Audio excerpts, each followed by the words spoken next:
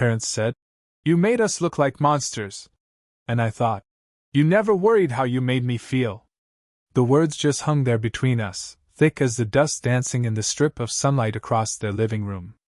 My mother's hands were wrapped around a mug she wasn't drinking from, white knuckles jutting against the ceramic. My dad sat forward in his armchair, elbows on his knees, glasses sliding down his nose, printouts trembling slightly in his hands. They were printouts of my words. The essay. My essay. I could hear the faint tick of the wall clock above the TV, too loud in the silence that followed, like it was counting down to some explosion. My heart was thudding so hard I could feel it in my throat. My palms were slick with sweat, pressed flat against my jeans to stop them shaking. We were all in our usual spots, which made it worse somehow, like this whole confrontation was just another Sunday visit that had gone off the rails. Mum on the end of the couch closest to the kitchen, where she could leap up to do something, if emotions got too big. Dad in his throne of an armchair, the one that still had the faint outline of his body in the cushions. Me on the opposite couch, the kid's couch. Even though I'm 32 and pay my own rent. The TV was muted, frozen on some gardening show, a man pointing at a bush in mid-sentence. The smell of roast meat and cleaning spray still lingered from lunch. Everything looked so normal it felt surreal.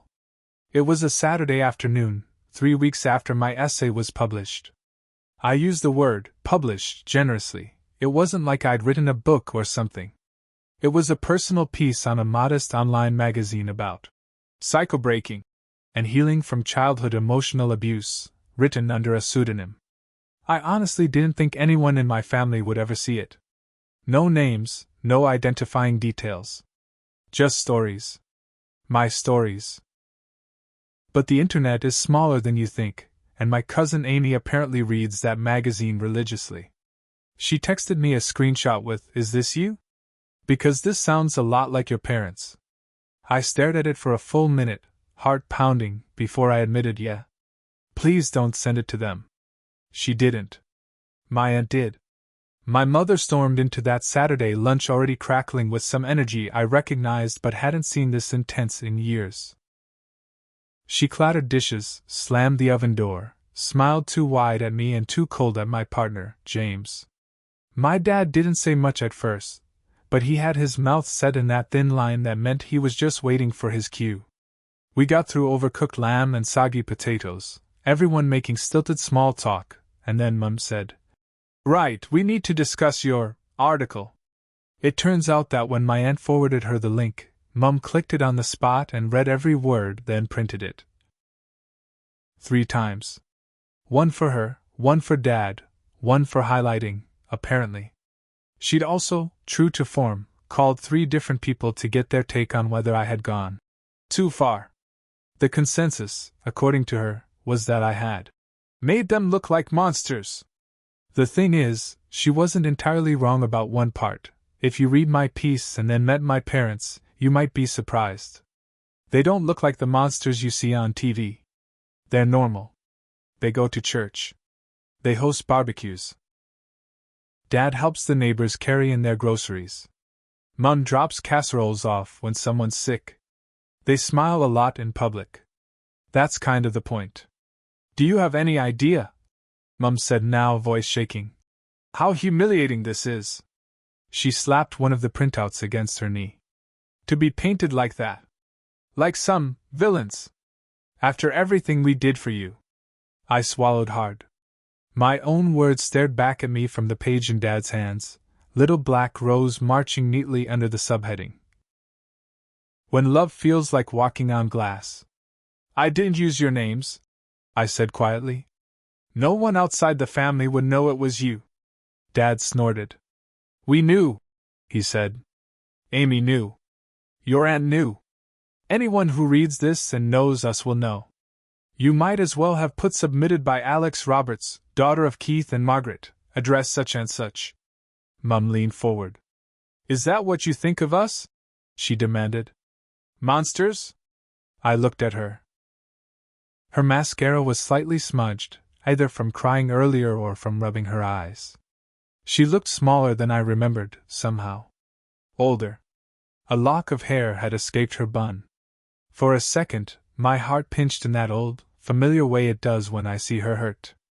Then I remembered the 12-year-old version of me who'd stood in this same room, shaking, while she listed my flaws for half an hour. The 17-year-old who'd been told she was lucky anyone put up with her.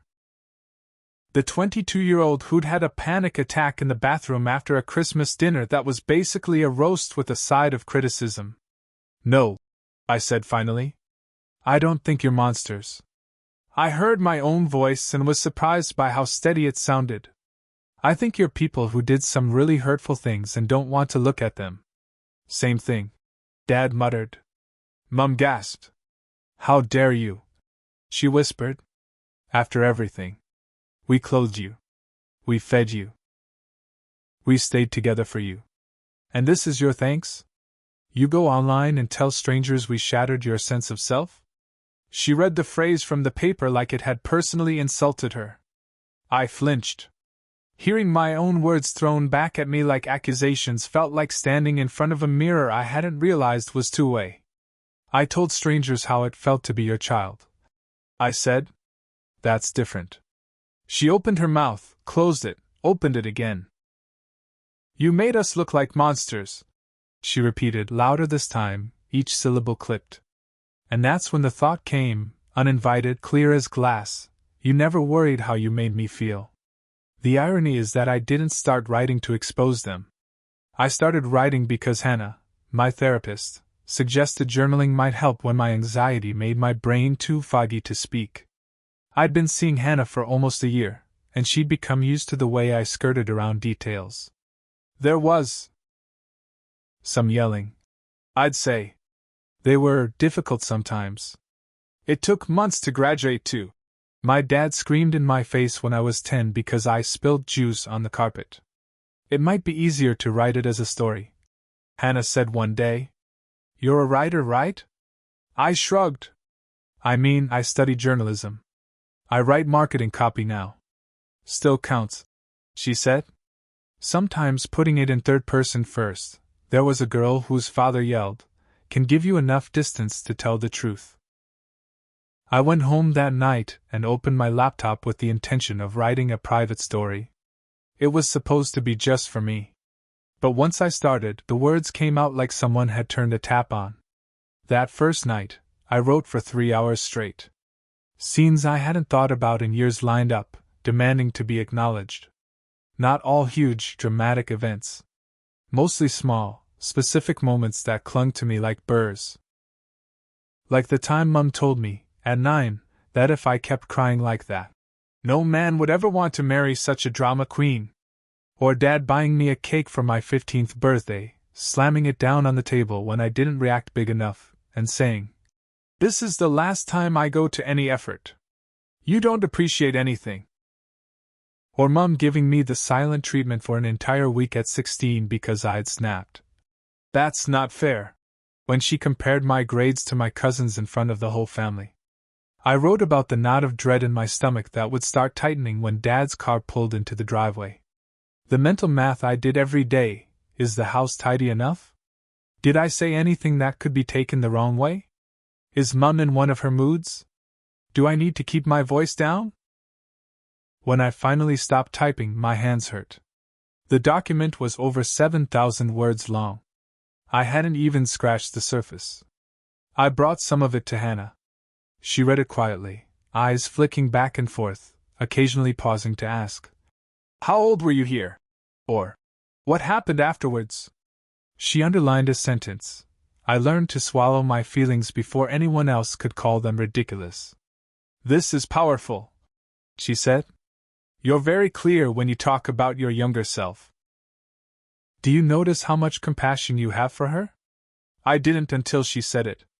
I only knew that I felt grief reading it back, like I was mourning a child I hadn't realized had died.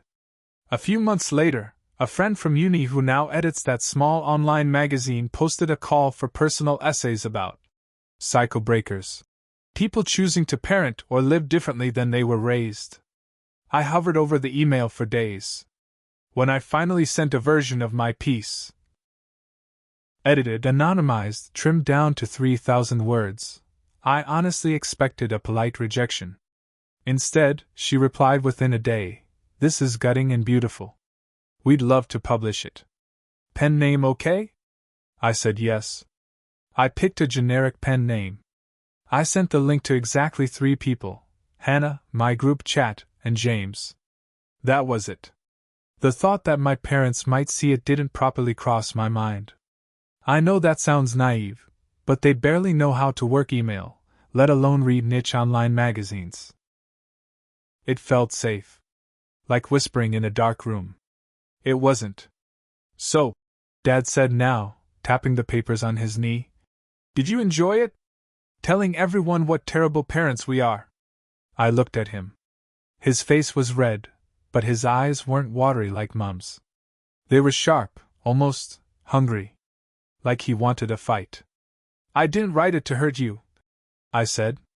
"I wrote it because I was tired of carrying it alone. I wanted to tell the truth about how it felt. I also wrote about good things, you know." He scoffed. "Oh, the 3 sentences where you say they also paid for my soccer fees and there were good days?" he said. "What a comfort." Mum let out a short, humorless laugh. "Do you know how this makes us look?" she said. "Your father's been walking around like the whole town is whispering, 'There goes the monster.' I can't even go to Bible study without wondering if anyone's read it. Has anyone said anything to you?" I asked carefully. She hesitated. "No," she admitted. "But that's not the point. It's out there. Our business is out there. Family business is family business. Rule number 1. I'd broken it. I didn't use your names," I repeated because I didn't know what else to say without yelling. "If anyone recognizes you in it, it's because they recognize the behavior, not because I drew them a map." Mum shook her head, tears spilling over. "We did our best," she said. "We weren't perfect, but who is? Everyone makes mistakes. You take the worst moments and build a whole story around them. Everyone shouts sometimes. You made us sound like..." She shuddered. "Like we didn't love you." And there it was. The thing that makes this whole conversation so complicated: they do love me. I never wrote that they didn't. In some ways, that's what messed me up the most. It would be easier if they were cartoon villains. They're not. They made my school lunches. They came to my piano recitals. They tucked me in at night. They also told me I was too much and not enough. So many times my nervous system spun like a broken compass. "You did love me," I said, throat tight. "I know that. I wrote that. But love doesn't erase harm." Dad rolled his eyes. "Therapy talk," he muttered. James, who'd been silent at the far end of the couch this whole time, shifted slightly. I could feel his eyes on me, checking in. But we'd talked about this. He'd follow my lead, not jump in to defend me unless I asked. I didn't want to turn this into, "You turned our daughter's boyfriend against us," on top of everything else. "Why didn't you come to us?" Mum asked suddenly, voice going soft and wounded. "Why didn't you talk to us instead of this?" She gestured at the printouts like they were something rotten. I almost laughed. "Instead," I said, "I tried." "When?" Dad shot back. There it was, the opening. 100 examples queued up in my mind, jostling for position. "When I was 16 and told you I was depressed, and you said I was being dramatic and should join a sports team," I said. Mum frowned. "That's not how I remember it." "Of course it's not," I said. "When I was 20 and told you it scared me when you drove so fast while shouting, and you said if I didn't like it I could walk home." Dad shifted uncomfortably. "I was under a lot of stress," he muttered. "When I was 25 and sent you that long message about how the constant criticism at family events made me dread coming home, and you replied, 'You're too sensitive, we're just joking, lighten up.'" My voice was shaking now. "And then you told Aunt Lisa I'd lost my sense of humor." Mum's face flushed. "We tease because we love," she said. "That's how our family works. You know that. I know, I said. That's why I wrote the bloody essay. Dad leaned back, crossing his arms. So that's it, he said. We're abusive now. You read a few books and suddenly your whole childhood was trauma. I felt something in me bristle. I have read books. I've underlined sections in books with titles like Adult Children of Emotionally Immature Parents, and had to put them down because the recognition was too much. But those books didn't create my childhood, they gave me language for it. I'm not rewriting history, I said. I'm reinterpreting it, with more information. From the perspective of the kid who lived it, not just the parents who tell the story at barbecues. Mom flinched again. She hates it when I use the word kid about my younger self. She likes young lady. It sounds more respectable, less vulnerable. You could ruin our reputation, she said, voice dropping. People will think we're evil. I exhaled slowly. If people think that after reading it, I said, maybe they're seeing something you don't want to see. You made us look like monsters, she said for the third time, like a broken record. You made me feel like a monster, I said before I could stop myself. For years. For having feelings. For making mistakes. For not being you. But I never cared about your reputation more than your actual behavior. I still don't. Silence. Dad stood up abruptly, the chair creaking. I'm going for a smoke, he said. He quit 6 years ago, but still says this when he needs to remove himself from a conversation. He walked onto the back deck and closed the sliding door a little too hard. Mum looked at me, eyes shining, lower lip trembling. You're breaking his heart, she said. Do you know that? Old me would have folded right there. Heartbreaking daughter was one of my core identities. Instead, I said softly but firmly, he broke mine a long time ago. She gasped again, like I'd hit her. How can you say that? Because it's true, I said. And I'm done protecting you from true things that make you uncomfortable. A tear slipped down my cheek. I wiped it away angrily. James reached over and squeezed my hand for a second, grounding me, then let go. Why do you always make us the villains? Mum whispered. You and your therapist. You twist everything. That line, you make us the villains, hit me oddly. I suddenly thought of all the movies I'd watched where the villain says, you made me do this. It's never a great sign. Hannah had once said, abusive or unhealthy people often care more about not being seen as abusers than about stopping abusive behavior. I hadn't fully believed her until this moment. I write what happened, I said. If you come out looking bad, that's because some of what you did was bad. I also wrote about your good sides. But you only seem to see the sentences that make you uncomfortable. She was crying properly now, shoulders shaking. We did our best, she repeated like a mantra. We did our best. You have no idea what our childhoods were like. I know some, I said. Grandma hit you. Grandpa drank. You were never allowed to cry. I'm sorry you went through that. I really am. But I'm not going to pretend that because you had it worse, what you did to me doesn't matter. That's not fair, she snapped, tears halting for a moment as anger surged back. We gave you better. You gave me different, I said. Less physical, more emotional. Less hitting, more words. That's an improvement. It's still harmful. She stared at me like she didn't recognize me. Maybe she didn't.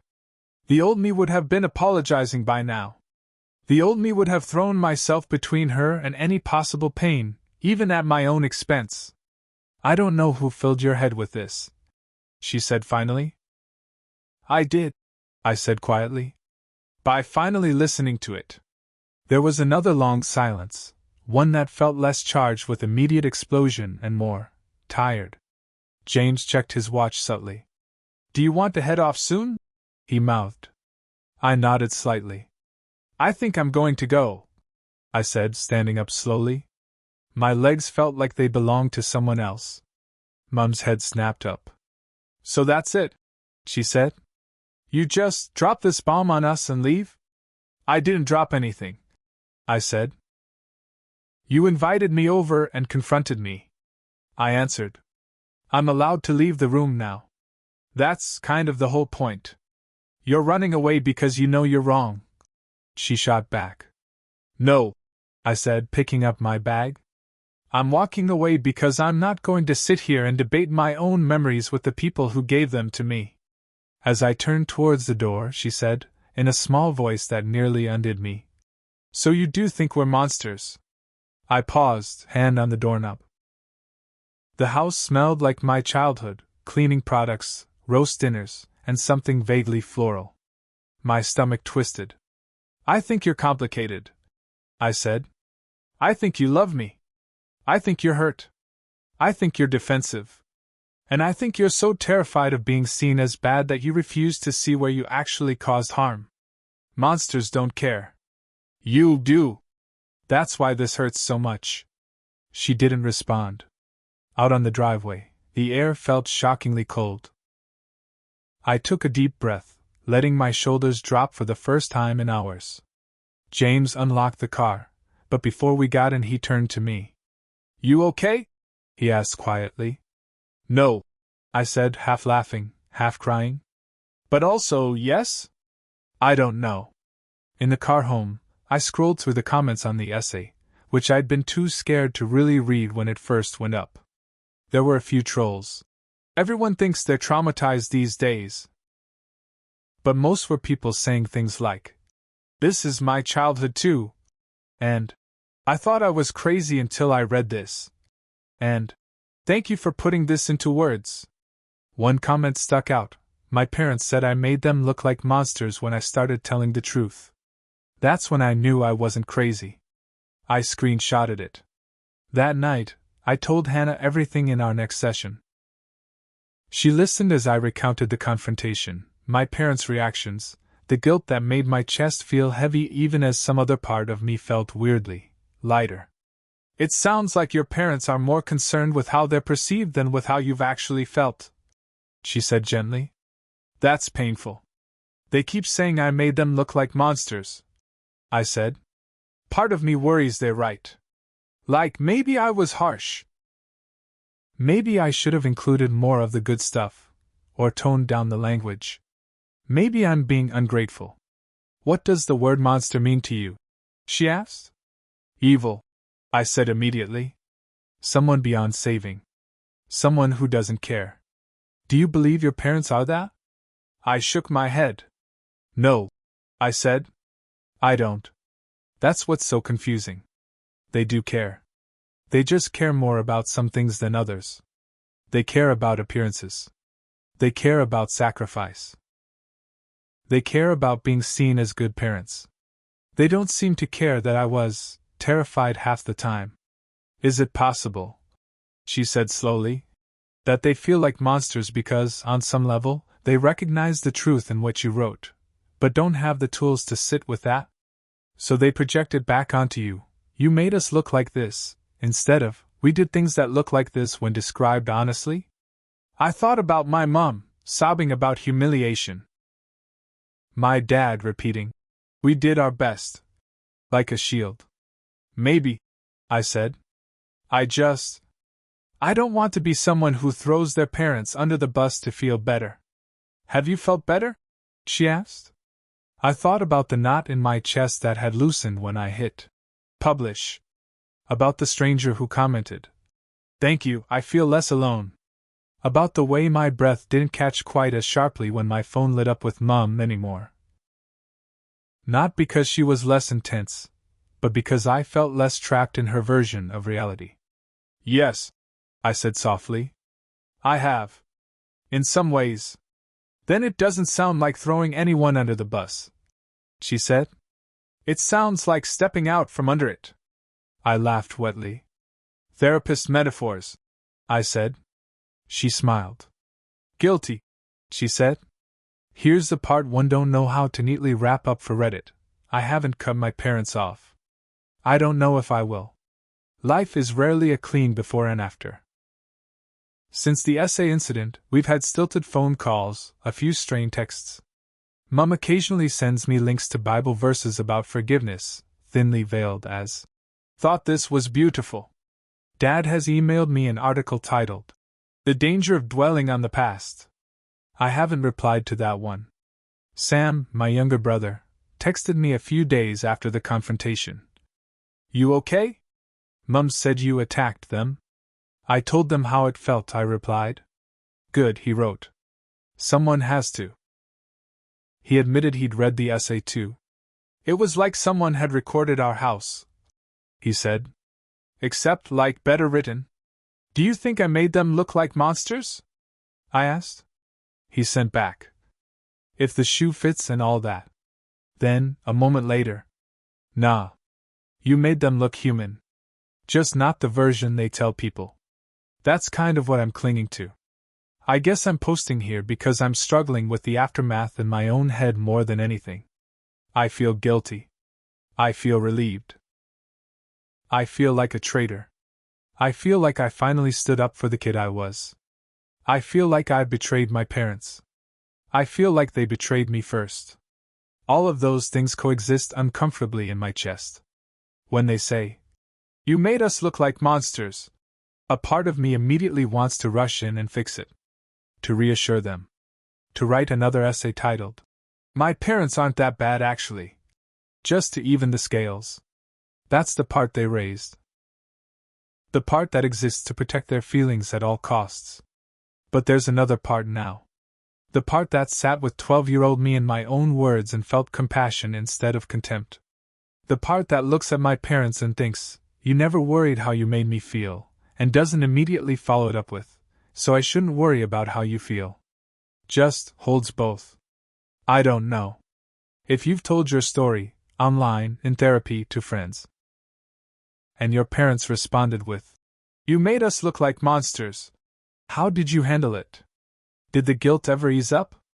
Did your relationship survive? Did you end up regretting speaking or regretting staying silent more?